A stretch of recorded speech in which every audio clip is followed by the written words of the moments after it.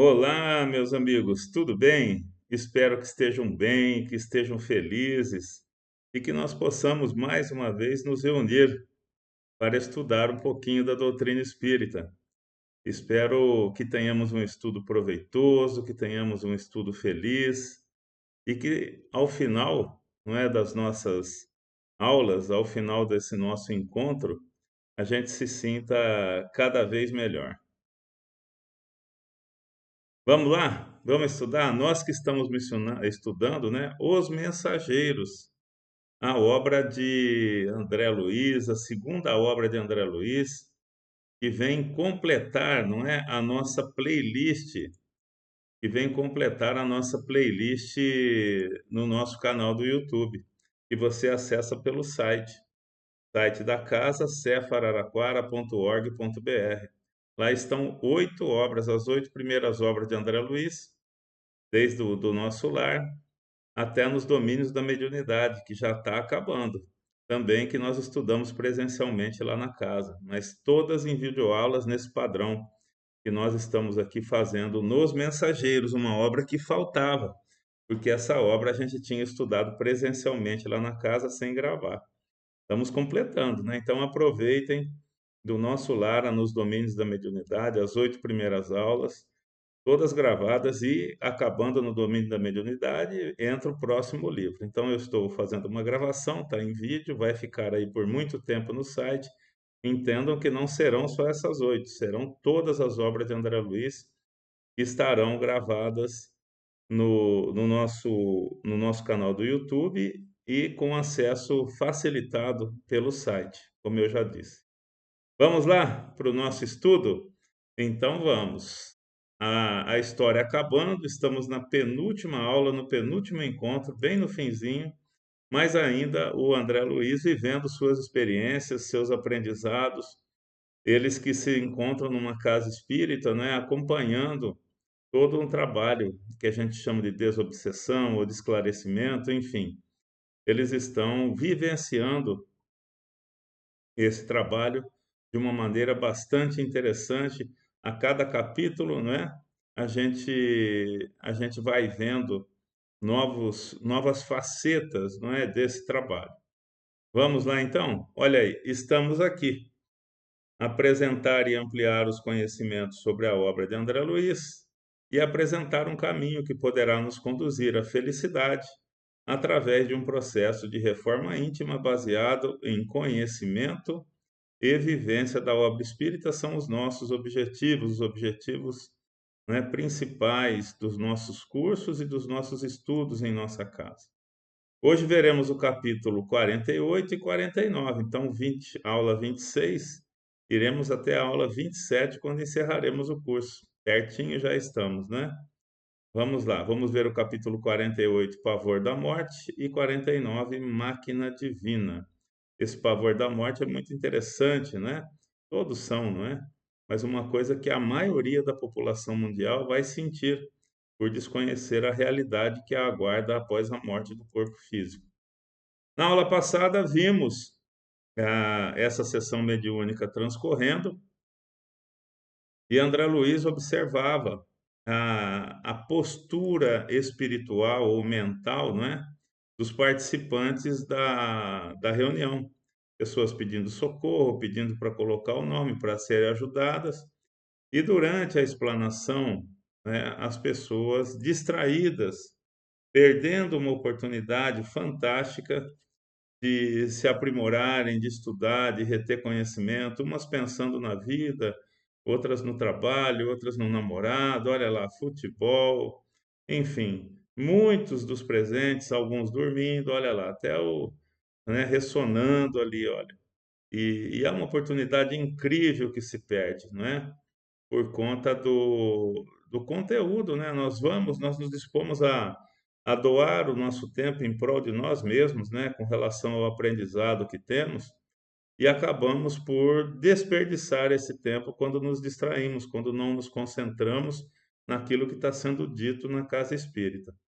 Então, mais facetas da aula passada, né? A médium sendo amparada lá quando recebe a comunicação, quando psicografa, sempre um mentor à retaguarda, intuindo, controlando, vamos dizer assim, a psicografia, com energia, com intuição, né, auxiliando aquele que escreve, aquele que transmite a mensagem. Então, toda uma estrutura da espiritualidade, como foi relatado na aula anterior, né? Então, eles estão ali, olha, relatando o fato que estão vendo, enfim, uma passagem da vida daqueles que estão se comunicando, com todo o amparo da espiritualidade. Vamos lá então, capítulo 48, pavor da morte. Vamos ver do que se trata esse capítulo muito interessante. Ideias importantes desse capítulo que nós ressaltamos: a ausência de preparação religiosa. Então, o que é a ausência da preparação religiosa? E eu coloquei de propósito, pessoal, preparação religiosa, porque a crença em Deus, né, a confiança em Deus, a confiança de que seremos amparados, de que seremos auxiliados, também, evidentemente, a postura mental favorável para esse momento, né, aquela sensação do dever cumprido, a pessoa que permaneceu em boas faixas vibratórias durante a vida, confiando em Deus, confiando no processo espiritual. É claro que a gente, quando fala de espiritualidade, a gente já puxa para a doutrina espírita. Mas mesmo os católicos, os evangélicos, de maneira geral, quando são, vamos dizer assim, devotados, né, quando estudam a religiosidade deles, quando praticam os ensinamentos da sua religião, quando mantêm-se em boas faixas vibratórias, na hora do desencarne, tudo é facilitado, porque eles vão estar ao lado de entes queridos, de espíritos protetores, de qualquer forma, sendo de qualquer religião, porque mantiveram um padrão, porque são merecedores desse auxílio após o desencarne. Já as pessoas que mantiveram ou que se afastaram da religiosidade, não têm preparação religiosa, de forma alguma, não é? Que não acreditam a não ser no nada após a morte. Eles, o que que a morte representa? O fim, uma incógnita muito grande, e tudo que tem dúvida, que a gente tem dúvida, incerteza, insegurança, gera medo. Então, olha lá, pavor da morte. Pavor da morte para quem? Para aqueles descrentes, não é? Para aqueles que não se prepararam para esse momento. Pela vida que tiveram, né? Aqueles que viveram em faixas vibratórias inferiores, ou pela descrença mesmo, no cuidado que a espiritualidade tem conosco. Então, vão ter muito mais dificuldade para enfrentar esse momento que é da natureza, né? Que é natural.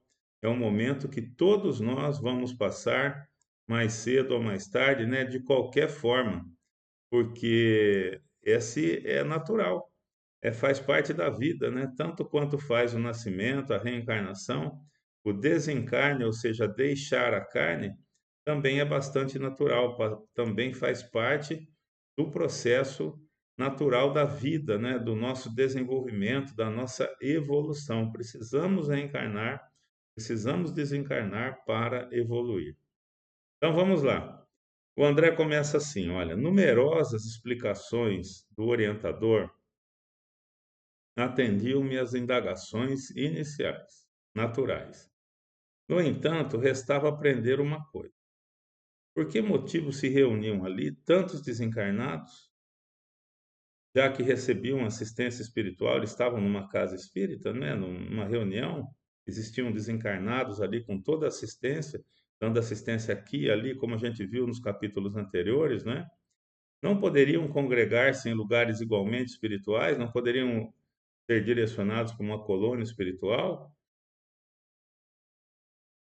para que recobrassem, não é, a sua, vamos dizer assim, após a morte, né, após o desencarne, que recobrassem a sua consciência já numa cidade espiritual, porque ali, numa reunião, numa casa, né, numa reunião espírita, sendo atendidos por encarnados, né, respeitosamente interroguei Aniceto nesse sentido. Aí o Aniceto esclarece: de fato, André, a maioria dos desencarnados, olha aí, a maioria dos desencarnados recebe esclarecimentos justos em nossa esfera de ação. Então, a maioria vai ser direcionado para onde? Ou para um posto de socorro na espiritualidade, ou para uma cidade espiritual. Ou não vai receber esse tipo de ajuda e vai recobrar sua consciência numa região umbralina de sofrimento, enfim, né? Não vai passar pela casa espírita para esse cuidado da reunião mediúnica. Você mesmo, nos primórdios da nova experiência espiritual, não foi conduzido ao ambiente de nossos amigos corporificados para necessário encaminhamento. O André, né? Agora no livro Nosso Lar, nesse que nos antecede, quando ele começa, quando ele desperta onde? No umbral, no Vale dos Suicidas direto. Então ele não foi levado para nenhum centro espírita para uma reunião dessa. Ele fica alguns anos nesse local de sofrimento, no Vale dos Suicidas, e depois é resgatado direto para uma cidade espiritual. Então cada caso tem uma condução diferente. Agora o Aniceto continua. Grande número de, grande número de criaturas, porém, na passagem para cá, para o plano espiritual, sentem-se possuídas de doentia saudade do agrupamento.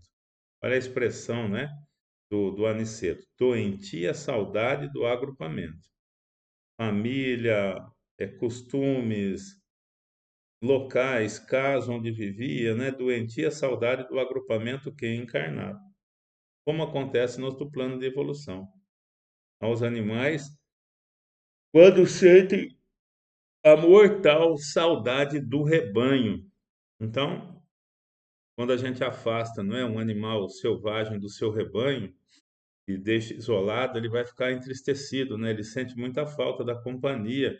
E o desencarnado, quando desencarna e não tem o conhecimento daquilo que ele vai passar, ele vai sentir o que? Muita falta da matéria, não é? Da companhia do encarnado, da família, enfim, de tudo que lhe cercava naquela reencarnação. E isso é um grande problema, né? Então, uma das soluções é justamente essa, né? Conduzi-lo à presença de encarnados. Vamos ver, o Aniceto continua. Para fortalecer as possibilidades de adaptação, então, ó, fortalecer possibilidades de adaptação dos desencarnados dessa ordem ao novo habitat. Aqueles que desencarnaram recentemente sentem muita falta na matéria do contato com outros humanos. O serviço de socorro é mais eficiente ao contato das forças magnéticas, ó, forças magnéticas dos irmãos que ainda se encontram envolvidos nos círculos carnais. Então, o magnetismo do encarnado faz uma diferença na hora do trato com esses irmãozinhos, quando eles sentem essa falta muito grande, quando eles precisam desse encontro com encarnados para se sentir mais à vontade, mais receptivos. Os irmãos, nas condições a que me refiro, ouvem-nos a voz, consolam-se com o nosso auxílio, com os desencarnados, desencarnado com desencarnado. Mas o calor humano está cheio de um magnetismo de teor mais significativo para eles, quer dizer, impressiona mais, aconchega mais, né? Com semelhante contato, experimentam o despertar de forças novas. Por isso, o trabalho de cooperação em templos dessa espécie, nas casas espíritas, nos trabalhos, né, espirituais, oferece proporções que você, por agora, não conseguiria imaginar. Não observou os preguiçosos, os dorminhocos, os invigilantes que vieram colher benefícios nessa casa, como a gente mostrou nos slides agora há pouquinho, né? Pois eles também deram alguma coisa de si. Olha que interessante, né? Os dorminhocos deram alguma coisa de si. Vamos ver o quê? Deram calor magnético. Olha que interessante, gente. Tudo na casa espírita, né, no trabalho é aproveitado. Mesmo aqueles que estavam distantes, aqueles que estavam dormindo, pensando na vida, eles estavam doando magnetismo, ectoplasma, né? Eles estavam fazendo o conjunto ali, o que faz com que esses espíritos se sintam mais à vontade com muitos encarnados, né? Deram calor magnético e radiações vitais proveitosas aos benfeitores desse santuário doméstico, que manipulam os elementos dessa natureza, distribuindo-os em valiosas combinações fluídicas às entidades convalidas e inadaptáveis. Então, eles juntam esses fluidos como se fosse água, né? Como se fosse qualquer fluido do plano material. Eles juntam essa emanação magnética dos encarnados presentes nessas reuniões, nas casas espíritas, Isso é acondicionado e eles fazem uso disso para deixar os desencarnados que vão ser atendidos em melhores condições. Tudo tem um proveito, André. Nosso Pai nada cria em vão. Fantástico, né? Sempre. O André, terminada a reunião com benefícios gerais, e não me cabe descrever pormenorizadamente, atendeu Aniceto ao facultativo desejoso de aproveitar-lhe o concurso nobre do dirigente, né? Junto aos clientes, vamos dizer assim, né? Grande número de vezes, exclamou o receitista do grupo de Dona Isabel, como a prestar informações a Vicente e a mim. Então ele exclamou grande número de vezes. O receitista fala: não só ministramos, né, grande número de vezes, não só ministramos medicação aos corpos doentes, dos que estão ali, né, mas também orientamos os desencarnados que, ao curso da moléstia, se encontram sob nossa assistência. Então, atendem tantos encarnados que, nesse caso aí, nesse centro, nesse trabalho, estão presentes à reunião mediúnica. Na nossa casa e em muitas outras casas espíritas, esses trabalhos são restritos aos trabalhadores, e aí a espiritualidade é que seleciona esses irmãozinhos que vão ser atendidos. Porque os encarnados vêm pedir socorro na casa espírita, muitas vezes no tratamento espiritual, no atendimento fraterno. Então, ao invés de eles estarem junto aos médiuns no dia do trabalho, eles foram atendidos no atendimento fraterno. Foi feito toda uma análise do problema desses irmãozinhos que procuram a casa espírita. A espiritualidade se encarregou de analisar a situação que ele vive, inimigo do passado, alguém que precisa de ajuda. Então, eles trazem esses espíritos que estão influenciando a vida desse irmão para também serem ajudados, não é, na casa espírita nesses momentos. É assim que funciona em algumas casas como a nossa. E o André pergunta, e são sempre muitos, né? São sempre tantos quantos a gente vê aqui? Número crescente, fala o receitista, né? Há ocasiões em que contamos com a cooperação de amigos ou parentes espirituais dos enfermos. Olha que interessante, parentes espirituais, né? Amigos dos enfermos, desencarnados, que vêm ajudar. Mas, na maioria dos casos, somos forçados a agir por nós mesmos. Felizmente, quase nunca estamos sem auxiliares dedicados e ativos. Há companheiros que se consagram a cuidar de tuberculosos, cegos, aleijados, leprosos, perturbados e moribundos, isoladamente. São eles nossos devotados colaboradores em todas as situações, especializados, não é, nessas questões de doença, de amputações, não é, de cegos, enfim. Sempre tem trabalho na espiritualidade, né? E os voluntários vão aparecendo e esses irmãos, como na casa espírita, vão sendo ajudados e amparados. O André comenta, né? Puséramos-nos a caminho e a breves minutos estacionávamos diante de um edifício de vastas proporções. Então eles saíram da reunião, acabou aquele evento, compreenderam aquela situação, se deslocaram dali e agora estão num outro lugar, numa outra situação. O colega gentil conduziu-nos ao interior de espaçoso necrotério, onde defrontamos um quadro interessante. Então, eles foram para o necrotério, obviamente, alguém desencarnado lá, com o processo de desligamento em andamento. Vamos ver. O cadáver de uma jovem de menos de 30 anos ali jazia gelado e rígido, tendo a seu lado uma entidade masculina em atitude de zelo. Encarnado, a pessoa que ele estava zelando desencarnou e estava ali no necrotério, o corpo dela ainda material. Com assombro, notei que a desencarnada estava unida aos despojos, quer dizer, ela não tinha se desprendido do corpo físico. Parecia recolhida a si mesma, sob forte impressão de terror. Cerrava as pálpebras, deliberadamente receosa de olhar em torno. Eu vou fazer uma parte aqui, pessoal, só para comentar com vocês, porque essa situação eu já vivi algumas vezes. Então é legal a gente fazer um testemunho assim do que a gente viveu em relação a isso, né? Nós vamos ver a história, é muito interessante, Mas algumas vezes, em atenção a amigos, mesmo a parentes, né, a gente com o conhecimento dessa situação que vai ser descrita, eu me dirigi no caso não era um necrotério, era uma funerária, né, onde esses corpos estavam, iriam começar a ser preparados com a tanatoplaxia, aquele que mantém o corpo sem deteriorar, né, aquele procedimento, mas mexe muito com o corpo, tudo, tira sangue e tal, enfim. Então, antes que isso acontecesse, que o corpo foi manipulado, meio que intuído, a gente se dirigiu a essa funerária e realizou aplicações magnéticas nesses irmãozinhos que desencarnaram recentemente, alguns amigos, a maioria amigos, parentes mesmo, porque tínhamos a sensação clara de que esses irmãozinhos estavam presos aos corpos, como aqui, ainda estavam ali. As situações, obviamente, a gente não sabe, né, a gravidade daquilo, o quanto isso era difícil ou fácil, mas intuição mesmo. E lá na funerária, né, com o corpo presente, magnetizávamos esses corpos pedindo o desligamento do corpo.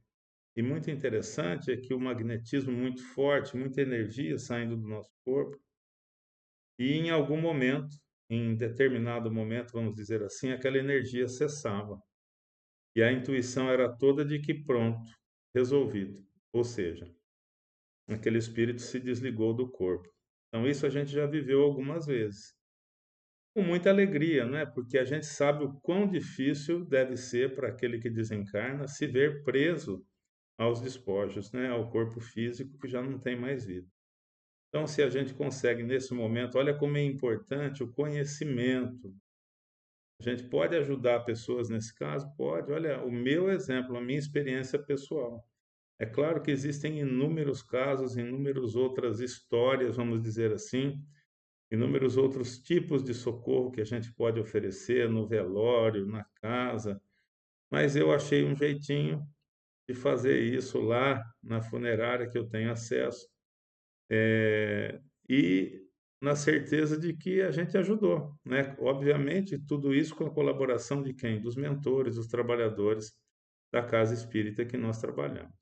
Mas aconteceu e a gente foi testemunha de um fato muito parecido algumas vezes, né? Então fica o registro aí de uma experiência real que nós vivemos pessoalmente algumas das vezes. Vamos lá, vamos seguindo.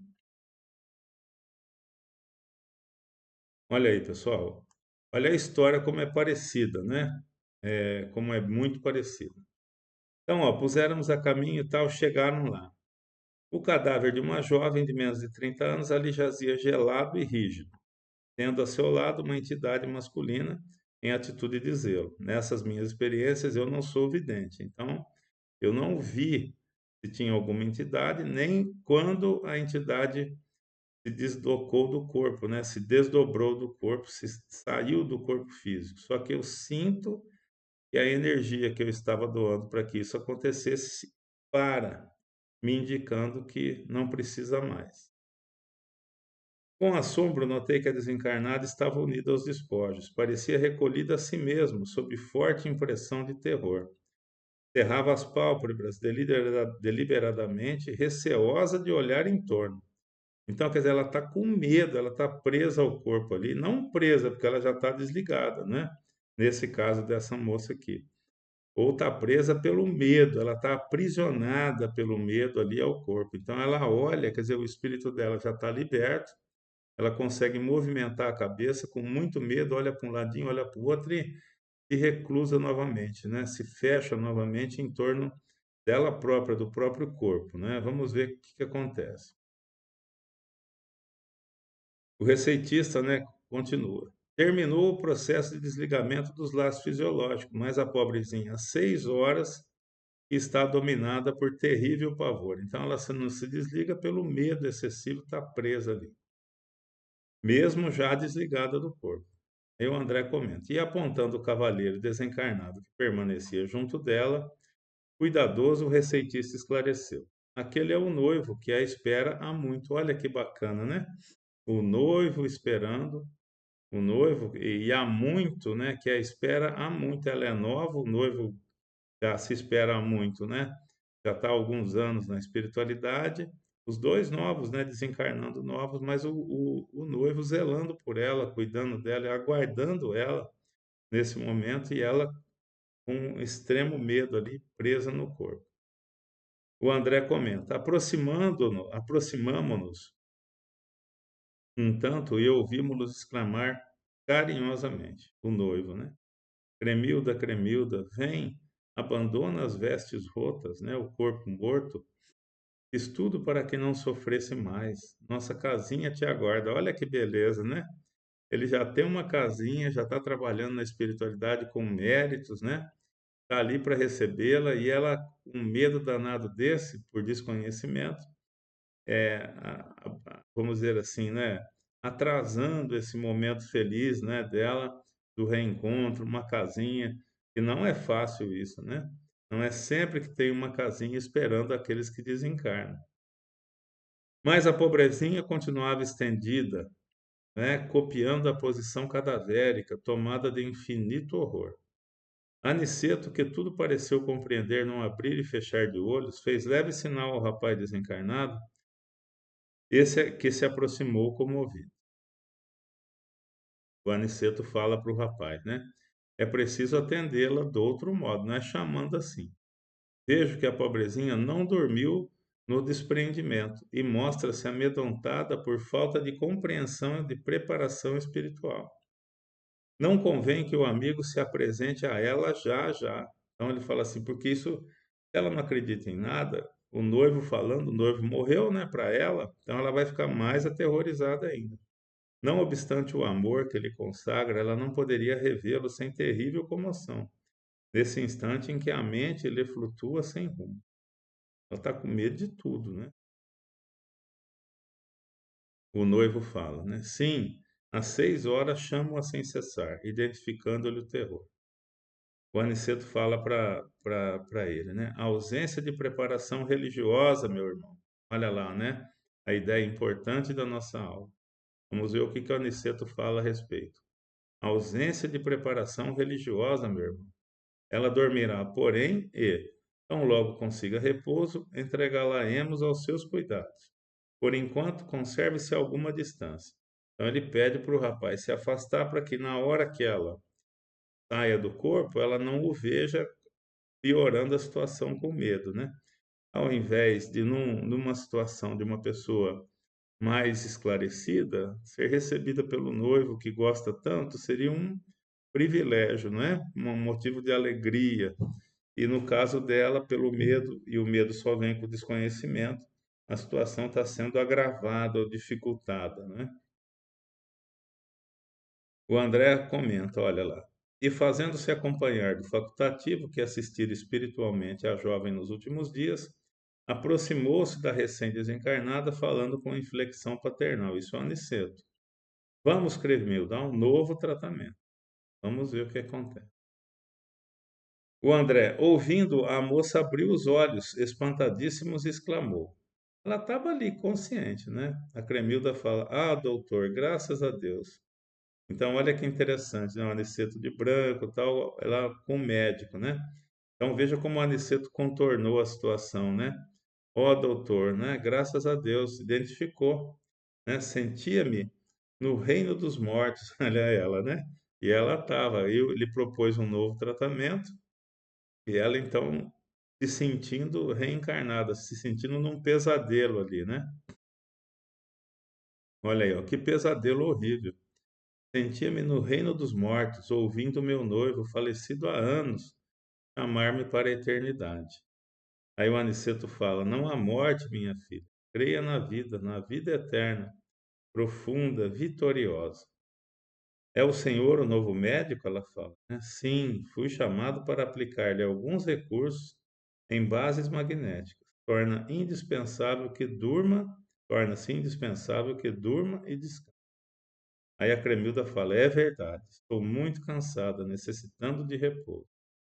Aí o André recomendou-nos o instrutor em voz baixa prestássemos auxílio em atitude íntima de oração. E depois de conservar-se em silêncio por instantes, ministrou-lhe o passe reconfortador. Então o Aniceto prepara ali, conversa com ela, dá uma enganadinha ali, né? Ajeita a situação para que ela se tranquilizasse e magneticamente vai fazer com que ela adormeça. Vamos ver. A jovem dormiu quase imediatamente. Deslocou a Aniceto, afastando-a dos despojos, com o zelo amoroso de um pai. Quer dizer, ela está entranhada ali no corpo. Aí o Aniceto tira ela do corpo, interessante isso, né? A gente vê essa cena, pensar, imaginar essa cena, com o zelo amoroso de um pai. E chamando o noivo reconhecido, entregou-a carinhosamente no colo, né? Aí o Aniceto fala, né? Agora poderá encaminhá-la, meu irmão. Quer dizer, como a pessoa, esse, o noivo, tem até a casinha, né? Obviamente, numa cidade espiritual, se trata de um espírito preparado, não para esse serviço, porque ele estava fazendo do jeito errado, mas certamente é alguém que trabalha, que tem mérito, né? Tem a casinha já, tudo, está ali para socorrê-la, para então é uma pessoa que tem uma condição espiritual interessante, já de avanço, né? Só que é aquela história, né? Com os de casa sempre dificulta, né? Sempre é mais difícil, porque tem a emoção junto, tudo. Ele estava ali, se ela levanta, ele vai pegá-la e conduzi-la, né? Só que a emoção falou mais alto, precisou da intervenção do Aniceto, né? O rapaz agradeceu com lágrimas de júbilo e viu retirar-se de semblante iluminado, utilizando a volitação a carregar consigo o fardo suave do seu amor. Bacana, né? Bonita cena. Pensa, né? Que bacana que seria, né? Então, nosso mentor fixou um gesto expressivo e falou: pela bondade natural do coração e pelo espontâneo cultivo da virtude, não precisará ela de provas purgatoriais. Olha lá. Então, a passagem do umbral dessa moça não vai ser necessária. Ela não tem, olha lá, pela bondade natural do coração, ela não sabe nada de doutrina espírita, não sabe nada do plano espiritual. Mas era bondosa pela bondade do coração e pelo espontâneo cultivo da virtude, quer dizer, ela buscando sempre se aprimorar, não é? Se evoluir moralmente, intelectualmente, não precisará ela de provas purgatoriais. É de lamentar, contudo, não se tivesse preparado na educação religiosa dos pensamentos. Não teria sido um momento de alegria para ela o desencarne, né? Com o noivo esperando, com casa, com tudo, com todo carinho, né? Em breve, porém, ter-se adaptado à vida nova. Os bons não encontram obstáculos insuperáveis. Como vem, a ideia da morte não serve para aliviar, curar ou edificar verdadeiramente. Então, quanto mais entendimento tivermos, melhor será para nós neste momento pelo qual todos passaremos, não é? A desencarnação. Aniceto continua, olha, é necessário difundir a ideia da vida vitoriosa, ou seja, de que nunca acaba a vida sempre triunfa quando a gente se refere à morte do corpo físico. Aliás, o Evangelho já nos ensina há muitos séculos que Deus não é Deus de mortos, e sim Pai das criaturas que vivem para sempre. Muito bacana essa frase, né? Que está no Evangelho. Deus não é Pai de mortos, né? Deus não é Deus de mortos, e sim Pai de criaturas que vivem para sempre, uma vez que todos somos imortais. Olha, enquanto o noivo está ali tentando, eles estão se aproximando, observando, ele está falando, ela tenta, né? Mas com muito medo faz o quê? Volta para o corpo e não acontece mais nada, né? E aí eles afastam o noivo, né? E o Aniceto passa por médico e aí sim, ela confiante, né, na presença do médico, sem achar que tinha uma assombração ali, né? É para rir, né? É, noivo, porque ela sabia que o noivo estava desencarnado, como se o Aniceto não tivesse, né? Mas ela se sente ali agora mais confortável. E aí consegue, depois com a ajuda do Aniceto, ser retirada do seu corpo e segue com o noivo. Muito bonito, né? Um episódio ali, um momento muito interessante, que deve acontecer com muitas e muitas pessoas, né?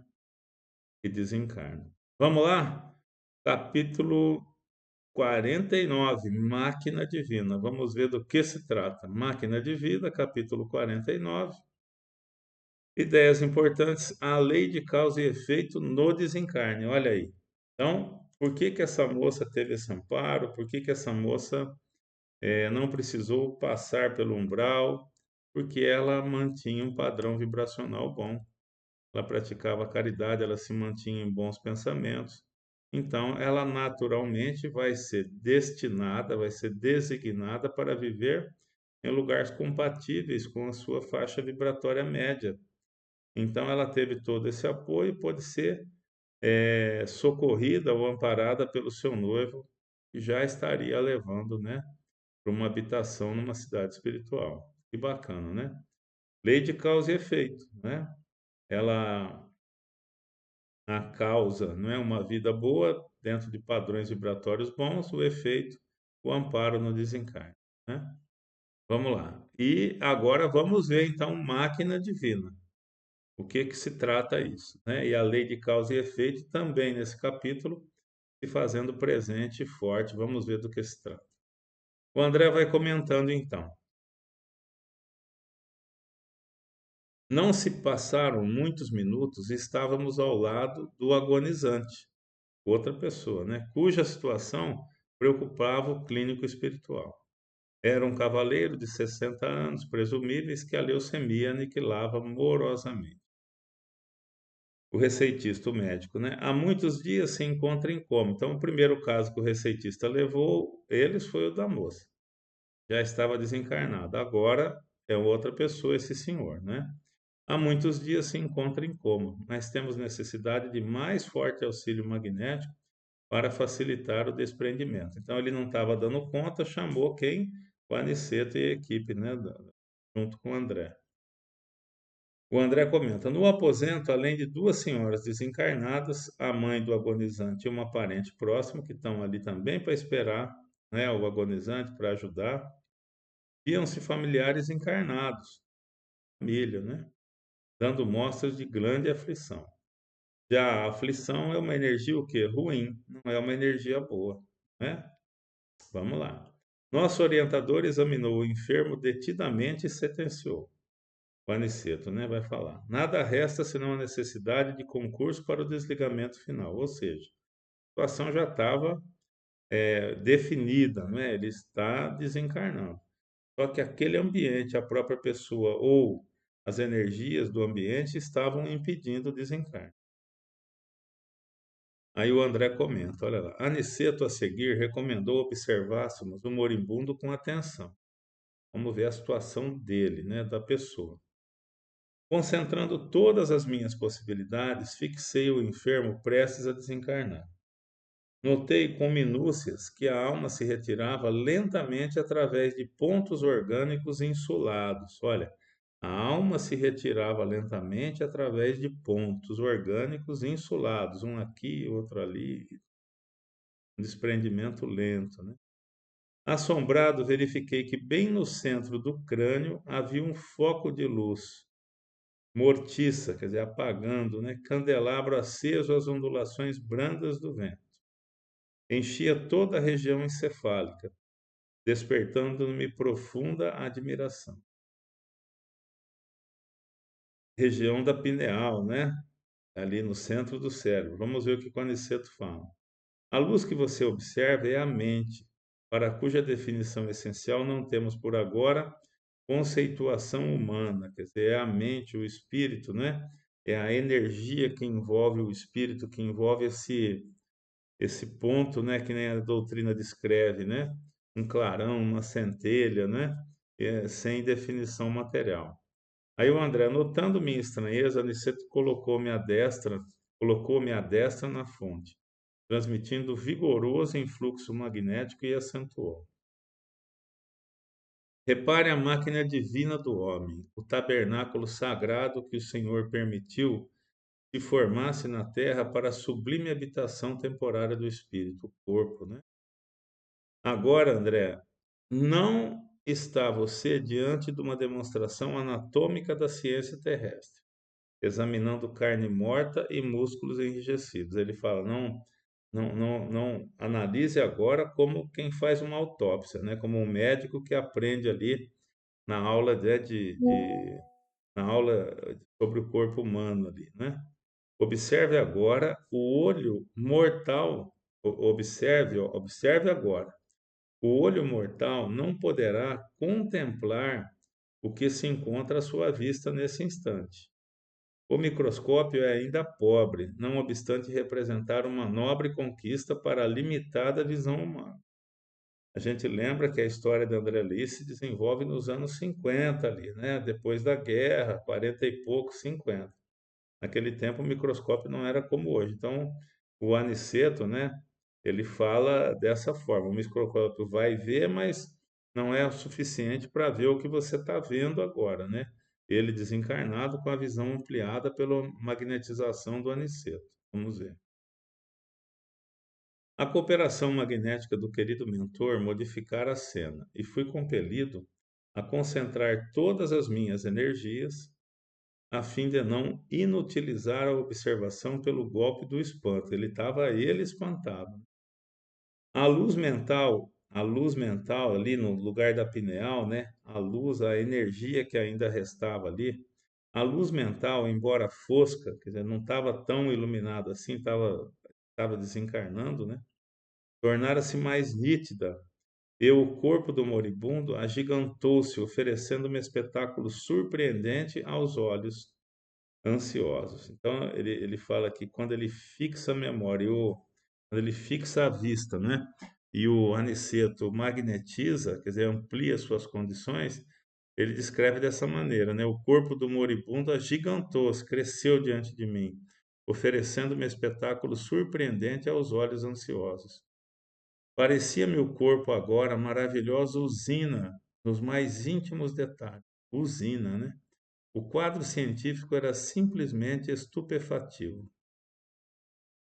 Identificava em grandes proporções os 9 sistemas de órgãos da máquina humana: o arcabouço ósseo, a musculatura, a circulação sanguínea, o aparelho de purificação do sangue, consubstanciado nos pulmões e nos rins, o sistema linfático, o maquinismo digestivo, o sistema nervoso, as glândulas hormonais e os órgãos dos sentidos. Então, ele está vendo esses 9 sistemas que formam todo o corpo humano. Ele separa dessa maneira, né? É uma maneira de médico, né? Daquele tempo, vamos dizer, não sei se hoje continua dessa maneira, né? Mas no conhecimento do André, e tudo isso ampliado, né? A magnetização do Aniceto fez com que ele olhasse isso de uma perspectiva diferente. Tal revelação histológica era diferente de tudo que eu poderia sonhar nos meus trabalhos de medicina. Visão ampliada, né?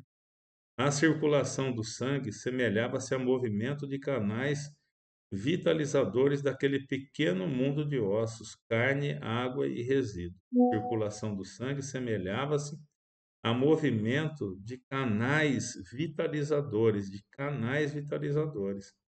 Quer dizer, ele está vendo tudo ampliado, né? O sangue bombando ainda, o coração bombando e o sangue distribuindo pelo corpo todo, né?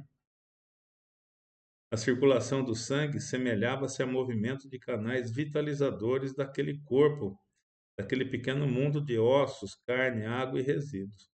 Milhões de organismos microscópicos iam e vinham na corrente empobrecida de glóbulos vermelhos.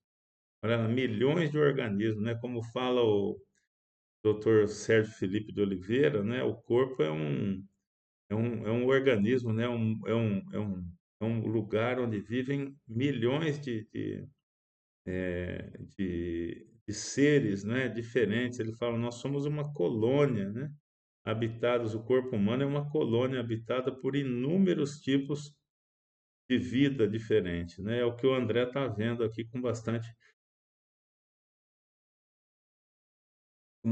propriedade, não é? Olha aí, ele continua. Presenciava a passagem de formas esquisitas, à maneira de minúsculas embarcações. Olha a analogia que ele faz. Carregadas de bactérias mortíferas. Tá o corpo desencarnando, né?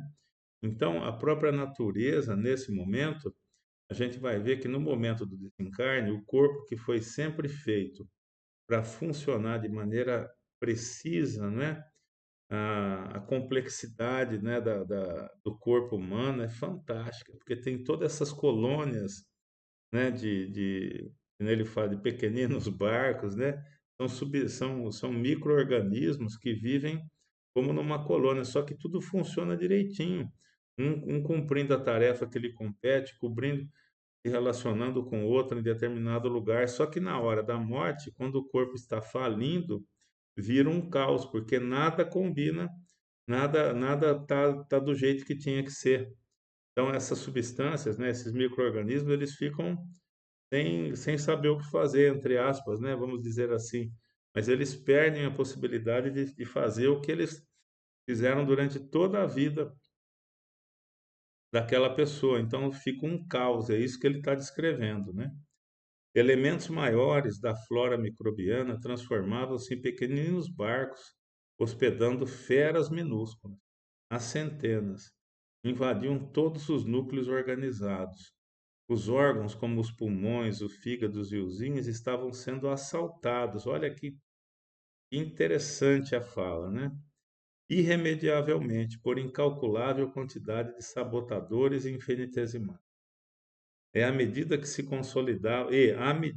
consolidavam os micróbios invasores em determinadas regiões celulares, alguma coisa se destacava lentamente da zona atacada. Alguma coisa se destacava lentamente da zona atacada. Os micróbios invadiam determinado órgão e alguma coisa se destacava. Vamos ver o que que é.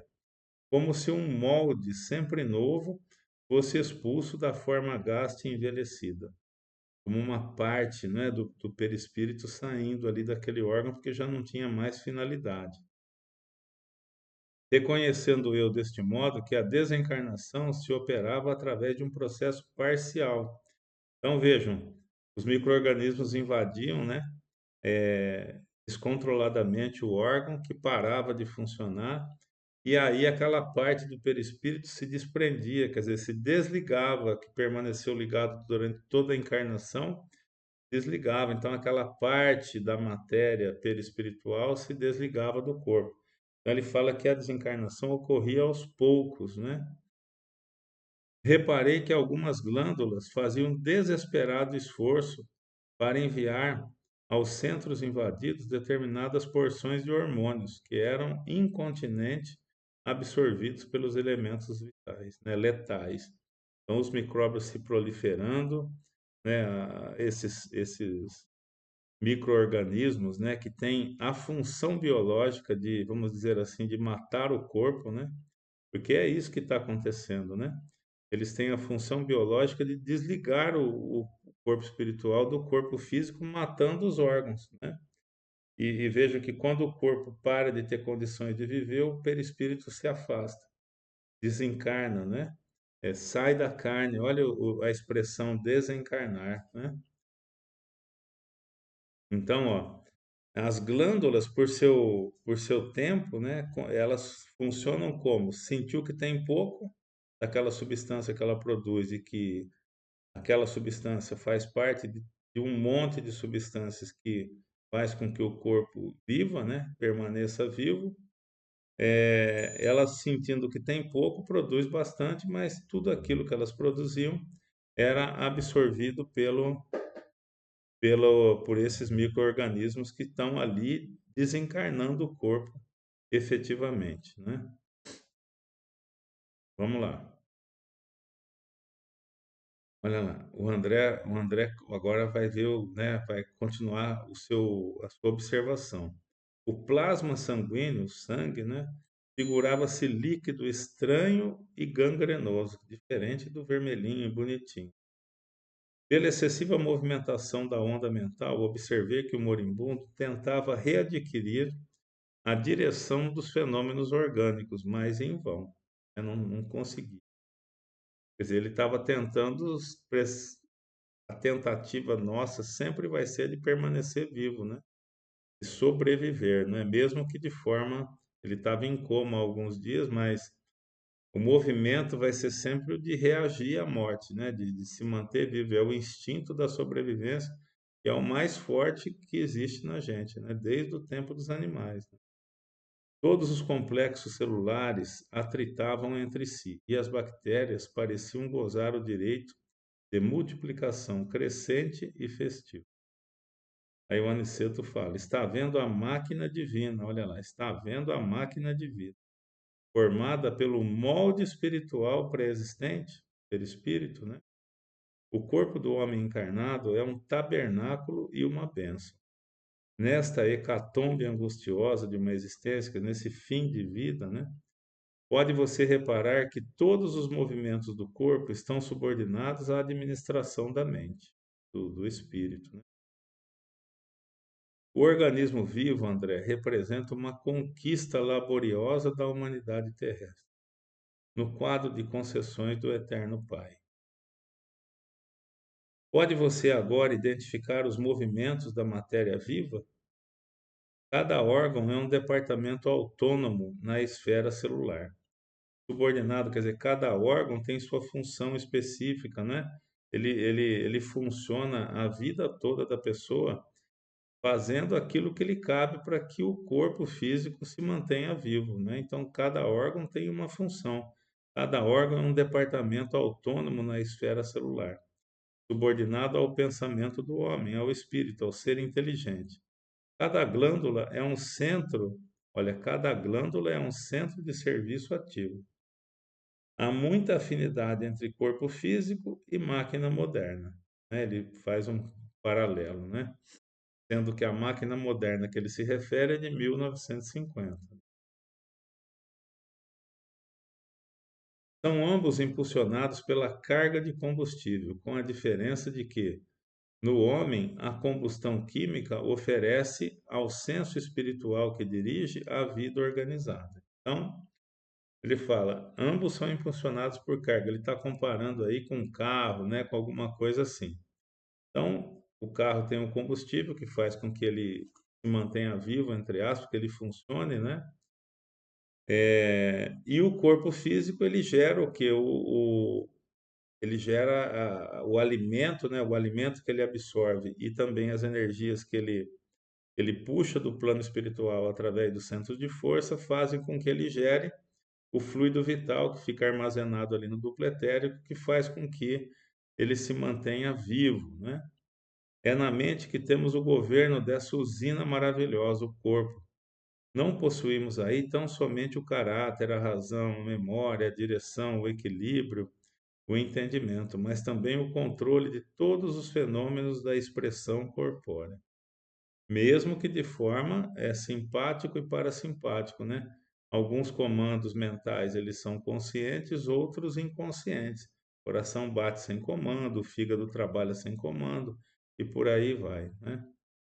Na sede mental e, consequentemente, no cérebro, temos todos os registros de distribuição dos princípios vitais aos núcleos celulares. Como eu falei, a gente cria o princípio vital, a vitalidade, armazenado no duplo etérico, e vai ser distribuído para os núcleos celulares, como ele fala aqui, inclusive a água e o açúcar. Os centros metabólicos são grandes oficinas de trabalho incessante. A mente humana, ainda que indefinível pela conceituação científica limitada na Terra, é o centro de toda a manifestação vital do planeta. Fantástico, né? Cada órgão, cada glândula, meu amigo, integra o quadro de serviço da máquina sublime do corpo, constituída no molde sutil do corpo espiritual, do perispírito pré-existente, e por isso mesmo chegará o tempo em que a ciência reconhecerá qualquer abuso do homem como ofensa causada a si mesmo. Então, ele fala que a vida, né, tem o corpo físico e tem o corpo espiritual. Os dois trabalham juntos, célula a célula, e que vai chegar um dia que isso vai ser compreendido pela ciência. E esses, vamos dizer assim, e até os desequilíbrios espirituais vão ser entendidos como fonte, como causa, né, de mal para o corpo físico. Quer dizer, quando a gente desequilibra a mente, o espírito, né, através de um pensamento ruim, de uma energia ruim, eu prejudico não só a estabilidade do corpo espiritual, dos centros de força, como o próprio corpo físico como consequência. O Aniceto continua: a usina humana é repositório de forças elétricas de alto teor construtivo ou destrutivo. Pensamento. Formulação do pensamento. Pensamento é energia eletromagnética modulada em frequência e intensidade. Cada célula é minúsculo motor trabalhando ao impulso mental. Então, a mente, né, o pensamento, a vontade, elas modelam a quantidade e qualidade de energia que eu forneço para o corpo, para cada célula, e vão trabalhar bem ou não, dependendo da característica dessa energia. Aí o André comenta: Aniceto calou-se por momentos, e enquanto eu via aterrados mais estranhos fenômenos microbianos no corpo do moribundo, volveu ele a palavra educativa. O Aniceto continua esclarecendo. Vemos aqui um irmão no momento da retirada da morte. Repare a incapacidade dele para governar as células em conflito. A corrente sanguínea transformou-se em veículo de invasores mortíferos, que não encontraram qualquer fortificação na defensiva, né? O sistema imunológico já parado, né? Observe e identificará milhões de unidades da tuberculose, da lepra, da difteria, do câncer, que até agora estavam contidos nos porões da atividade fisiológica. Pela defesa organizada, ó, dos anticorpos, tudo agora, com a falência, né, dos órgãos, esses micróbios todos, eles proliferam, né? Eles saem de onde eles estavam contidos e invadem o corpo. Olha lá, observe e identificará milhões de unidades da tuberculose, da lepra, da difteria, do câncer, até agora estavam contidos nos porões da atividade fisiológica pela defesa organizada, e que se multiplicam assustadoramente de par com outros micróbios tão prolíferos quão terríveis. A nutrição foi interrompida. Não há possibilidade de novos suprimentos hormonais.